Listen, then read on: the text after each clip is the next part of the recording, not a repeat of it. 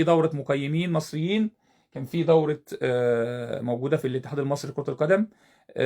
ناس رجعوا ناس، كان في ناس خدوا عدد قليل من المقيمين، وكان ده خطأ، وقلنا ده خطأ، والرموز ومش الرموز لما قلنا وانتقدنا، الناس لما جم صححوا النهارده وخدوا الرموز من غير امتحانات، وخدوا الناس الدرجة الأولى، جابوا دورتين محاضرين كمان الناس تخش تشتغل مع الناس، وسعوا القاعدة. الناس الكبيرة اللي معدية السن اللي كانوا مانعينهم يدخلوا، دي رموز كبيرة، لما يكرموهم ويجيبوهم ده شيء كويس، شيء كويس بنتكلم عليه كويس.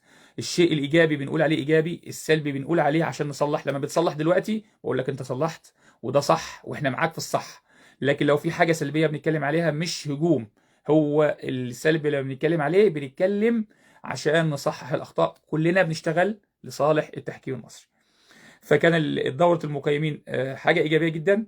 الرموز التحكيم اللي موجودة في جروب حكام الزمن الجميل اللي عمله كابتن سامي الطحان، واللي موجود فيه كابتن توني، وموجود فيه رئيس الاتحاد المصري لكرة القدم، وناس من الاتحاد المصري لكرة القدم أعضاء موجودين في الجروب.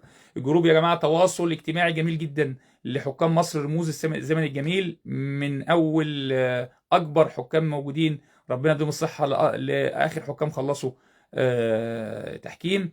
جروب يجمع حكام مصر كلها، نتناقش ونتحاور لصالح التحكيم المصري. موجود معانا الاتحاد المصري لكرة القدم في الجروب، موجود معانا المسؤولين في لجنة الحكام في الجروب، اعضاء لجنة الحكام موجودة في الجروب. الهدف من الجروب تواصل اجتماعي مستمر، وفي نفس الوقت هو جروب على الواتساب، وفي نفس الوقت لو في اخطاء بنتكلم عليها، بنحاول نساعد، واحنا بره المسؤوليه للجنه الحكام، عايزين الناس تنجح. احنا كلنا يا جماعه مع التحكيم المصري قلبا وقالبا. معانا تليفون، نبدا مداخلاتنا مع بعض. الو.